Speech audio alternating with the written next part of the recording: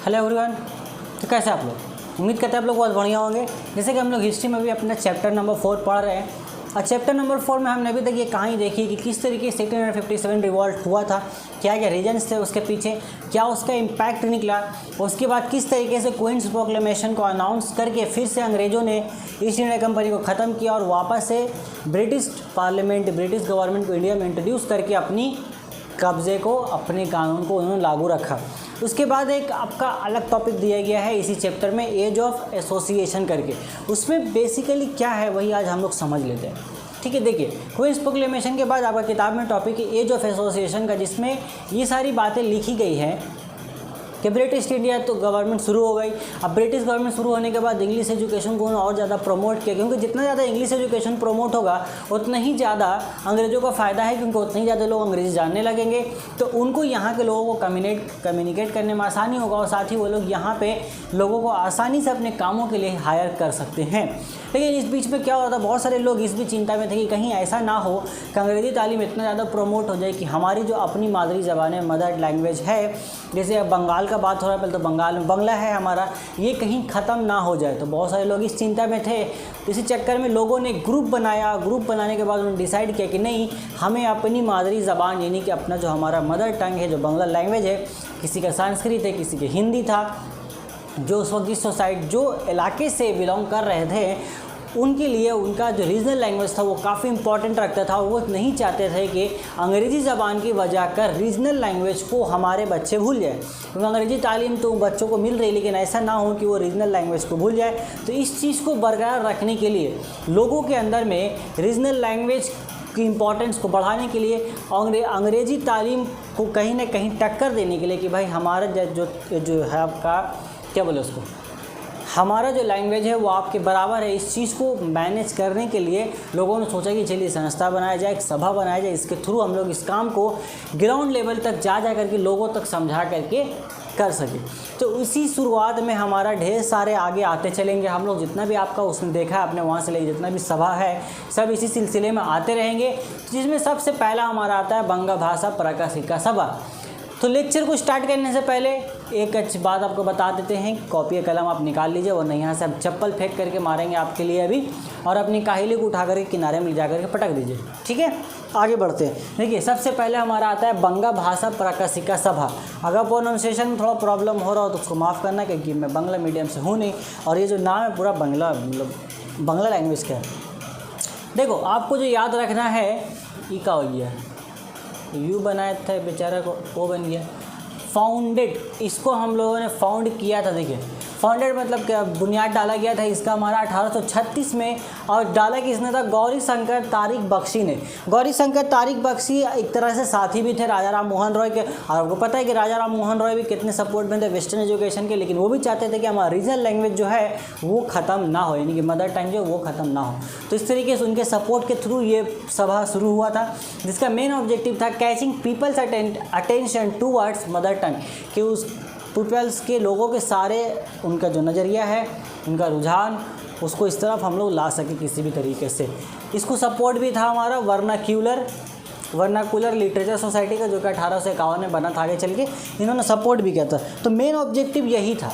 और बंग भाषा प्रकाशिका सभा के थ्रू एक ये भी आपका बेनिफिट हुआ था कि इसके थ्रू मिडिल क्लास के लोगों तक भी एजुकेशन पहुंच पा रहा था। इन्होंने मेन काम क्या किया कि देखो अब अपने लैंग्वेज में लोगों को ट्रांसफ़र कैसे करेंगे आप। अब आज के टाइम में क्या है, जितना भी साइंस है वो सारा इंग्लिश लैंग्वेज में लिखा है, और अगर हम एज ए इंडियन हम चाहते हैं कि हमारी हिंदी लैंग्वेज या संस्कृत लैंग्वेज हमारे इंडिया में सिर्फ जितने लोग हैं सिर्फ हिंदी लैंग्वेज ही पढ़े, तो ये तभी पॉसिबल हो पाएगा जब हम जितनी भी साइंस की टेक्नोलॉजी, जितने भी साइंस के इन्वेंशन जो इंग्लिश लैंग्वेज में लिखी हुई है, उन सभी को हम लोग ट्रांसलेट करके हिंदी लैंग्वेज में किसी तरीके से प्रोवाइड कर दे सभी लोगों को।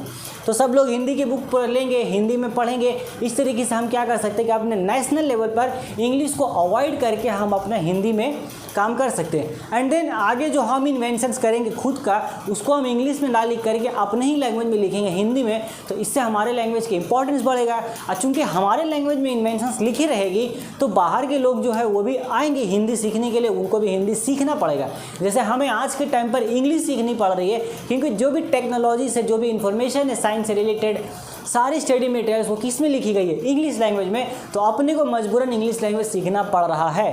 तो अगर हम ये उल्टा काम कर पाते हैं तो पूरे नेशनल लेवल पर वर्ल्ड वाइड भी हिंदी लैंग्वेज काफ़ी मशहूर हो जाएगा और डोमिनेट कर सकता है। पॉसिबिलिटी है, लेकिन उसके पीछे मेहनत करनी पड़ेगी। तो इन लोगों ने वो मेहनत किया था, जो भी इंग्लिश की में किताब लिखे तो उनको इन्होंने ट्रांसलेट किया बांग्ला में और उसको प्रिंट किया और कोशिश किया कि हम कम से कम दामों यानी कि अफोर्डेबल प्राइस में हम लोगों तक पहुंचा सके। तो इससे क्या हुआ कि मिडिल क्लास लोगों तक भी, जो गरीब थे, जो महंगी इंग्लिश किताबें नहीं खरीद पा रहे थे, ये लोग ये किताबें खरीद रहे थे, बांग्ला में ट्रांसलेट इसके थ्रू पढ़ रहे थे। तो इससे क्या हुआ कि मिडिल क्लास लेवल पर भी इससे एक तरह की बेदारी आई, लोगों के अंदर ये जागरूकता है कि नहीं, हमें एजुकेशन तरफ जाना चाहिए। और अफोर्डेबल जब दिखा तो लोग इसकी तरफ गए भी।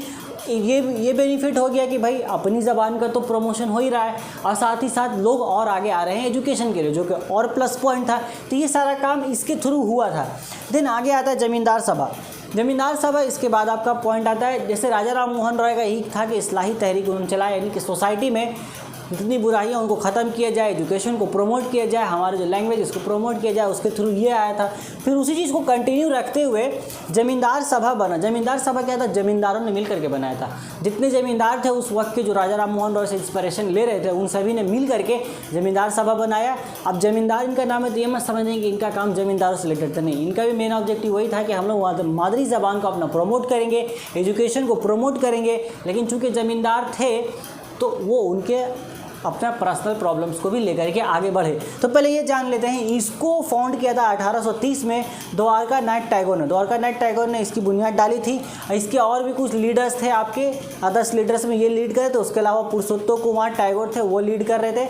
और उसके अलावा एक हमारे राजा राधा कांत देव थे, वो भी लीड कर रहे थे। ठीक है, वो जो मैंने बताया वो सारा ऑब्जेक्टिव था इनका। एक ऑब्जेक्टिव ये भी था कि उस टाइम क्या हो रहा था 19वीं सेंचुरी में, कि जो गवर्नमेंट थी, ब्रिटिश गवर्नमेंट जो थी, वो ज़मींदार और आपका जो किसान है, इन लोग दोनों के बीच में दो तरह का रवैया अपना करके थे। ठीक है, मतलब ज़मींदारों के सामने उनकी बात कह रहे हैं, किसानों के सामने उनकी बात कर रहे हैं। मतलब वो किसी भी एक तरफ जा नहीं रहे थे, या किसी भी ऐसा डिसीजन नहीं ले रहे थे किसी भी तरह का जिससे दोनों को प्रॉफिट हो या मसला क्लियर हो। तो इन्होंने किया कि भाई हम लोग चलो गवर्नमेंट तक अपना बात पहुंचाते हैं कि ऐसा आपको डिसीजन लेना होगा कि दोनों का बेनिफिट हो और दोनों को लटका के ना रखे आपस में। इसको बोल रहे हैं हाँ तेरा ठीक, उसको बोल रहे हैं हाँ तेरा ठीक। अब दोनों में किसी का ठीक नहीं, दोनों आपस में परेशान। और इससे इनडायरेक्टली क्या हो रहा है कि इन दोनों के बीच में, यानी कि ज़मींदार और किसानों के बीच में कन्फ्लिक्ट क्रिएट हो रहा था। और अंग्रेज़ों का शुरू से वही रूल रहा है आपका, डिवाइड एंड रूल, है ना। हाँ, वही चीज़ था। तो ज़मींदार सभा इस तरीके से चली, लेकिन ज़्यादा टाइम तक चली नहीं। द्वारका नाथ टैगोर के मरने के बाद ज़मींदार सभा ख़त्म हो गई थी आपका। इसके बाद आया British India society. British India society London में थी। ब्रिटिश इंडिया सोसाइटी बेसिकली क्या कर रही थी, ये ज़मींदार सभा को लंदन से मदद फराहम कर रही थी, यानी कि इसको सपोर्ट दे रही थी ज़मींदार सभा को। द्वारका नाथ टैगोर के ख़त्म मरने के बाद ये ख़त्म हो गया था आपका, लेकिन इसको सपोर्ट देने का काम ब्रिटिश इंडिया सोसाइटी कर रही थी, जो कि लंदन में था। इसकी बुनियाद डाली गई थी 1839 में, जिसको बुनियाद डाला था विलियम आर्म ने। इसके सेक्रेटरी थे FC ब्राउन, सेक्रेटरी थे। जॉर्ज थॉमसन इस सोसाइटी में एक ऐसे आदमी थे, ग्रेट लेक्चरर मैंने लिखा आपका, बहुत अच्छा तकरीर दिया करते थे वो। इनकी तकरीर से लोग बहुत जल्द इन्फ्लुएंस हो जाते थे, बहुत जल्द मुतासिर हो जाते थे। तो ये एक बहुत प्लस पॉइंट था इस सोसाइटी के पास। अब इस तकरीर को दे करके इन्होंने लोगों के अंदर जागरूकता पैदा की कि भाई आपको चाहिए कि आप यहाँ गवर्नमेंट को समझें कि ब्रिटिश गवर्नमेंट किस तरीके से रूल कर रही है। आप लोगों को कहीं यूज़ तो नहीं हो रहा है किस सारी चीज़ों में, क्या एजुकेशन हो प्रोवाइड करें, सारी चीज़ों को आप समझने की कोशिश करें। और इसी को के रिजल्ट के नतीजे में बंगाल ब्रिटिश इंडिया सोसाइटी बनी थी। तो नाम में आपका बंगाल ब्रिटिश इंडिया सोसाइटी है। तो ये कहाँ बनाया था, कोलकाता में इसको डाला गया था बुनियाद आपका। कब डाला गया था, 20 अप्रैल 1843 को। अब देखो इसका बुनियाद डाला गया। इसका बुनियाद डालने का मेन मकसद ये था कि इंडिया में रह करके हम ये समझ सकें कि ब्रिटिश इंडिया में किस तरीके से रूल कर रही है, यानी कि ब्रिटिश इंडिया, सिंपल हम बोल सकते हैं कि ब्रिटिश राज में इंडिया किस तरीके से हाल है, क्या रूल रेगुलेशन चल रहे हैं, एडमिनिस्ट्रेशन किस तरीके से है, उन सारी चीज़ों को स्टडी करना था इन लोगों को। और स्टडी करके यहाँ का रिपोर्ट ब्रिटेन पहुँचाना था कि भाई आप भी देखो कि यहाँ जो ब्रिटिश रूल है, जो गवर्नमेंट आपने बनाया है, वो किस तरीके से काम कर रहा है, वो सही है कि गलत है। तो ये मकसद के तहत British Bengal British Indian society को बुनियाद डाला गया था। इसके सेक्रेटरी आपका जॉर्ज थॉमसन थे। ठीक है, बातों को याद रखेंगे, कुछ इंपॉर्टेंट पॉइंट लिखा है और जो मैं बोल रहा हूँ उसको भी आप सुनते रहें और कॉपी में नोट कर रहे हैं तो बहुत अच्छी बात है। ब्रिटिश इंडियन सोसाइटी उसके बाद आता है आपका। देखिए, ब्रिटिश इंडिया सोसाइटी को फाउंड किया गया था आपका 1851 में बाय मर्जिंग, मैंने लिखा नहीं है। ब्रिटिश इंडिया सोसाइटी और बंगाल ब्रिटिश इंडियन सोसाइटी, इन दोनों को मिला करके ब्रिटिश इंडियन एसोसिएशन बनाया गया था। ठीक है, उन दोनों को मिला करके ये एसोसिएशन बना था 1851 में। इस एसोसिएशन के आपके प्रेसिडेंट थे राजा राधाकांत देव और सेक्रेटरी थे देवेंद्र नाथ टैगोर। इस एसोसिएशन में सिर्फ और सिर्फ इंडियंस ही अलाउ किया जाता है, यानी कि इस एसोसिएशन में सिर्फ और सिर्फ इंडियंस रहेंगे, इंडियंस के अलावा और कोई नहीं रहेगा। अब इस एसोसिएशन का मेन टारगेट ये था कि इंडियंस को ये बताया जाए कि भैया आप अपने लेवल पर इंडिपेंडेंट रहें, यानी कि आप कहीं ये डिपेंड ना हो जाए कि ब्रिटिश गवर्नमेंट है, वो गवर्नमेंट चला रही है, जॉब तो दे ही रही है, जॉब सिक्योर है, हम काम कर रहे हैं, अपना घर चल रहा है, ज़िंदगी कट रही है, ये थॉट में आप ज़िंदगी ना गुजारें क्योंकि कभी भी कुछ भी हो सकता है। तो इस सोसाइटी का इस एसोसिएशन का मेन टारगेट ये था, मेन पर्पज़ ये था कि इंडियंस को इंडिपेंडेंट बनाया जाए इंडिविजुअल लेवल पर, हर एक इंडियंस अपने इंडिविजुअल लेवल पर इंडिपेंडेंट रहे, ये पहला था। इसके बाद उन्होंने बहुत सारी चीज़ों के खिलाफ आवाज़ भी उठाई, जैसा कि इन्होंने बोला कि भाई हम इंडियंस को एजुकेशन ले करके ज़्यादा से ज़्यादा ब्रिटिश गवर्नमेंट के अंदर घुसना होगा, यानी कि ब्रिटिश पार्लियामेंट में इंडियंस का मौजूद होना ज़रूरी है। तो ये आवाज़ उन्होंने उठाई, इस तरीके से उन्होंने बेदारी फैलाई, भैया जागरूकता पैदा की कि नहीं पढ़ो, अब ब्रिटिश पार्लियामेंट के अंदर घुसो, उसके मेंबर बनना हमें ज़रूरी है, हम तभी समझ पाएंगे कि ससुराल लोग क्या कर रहा है, क्या करना चाहता है। इन्होंने डिमांड भी किया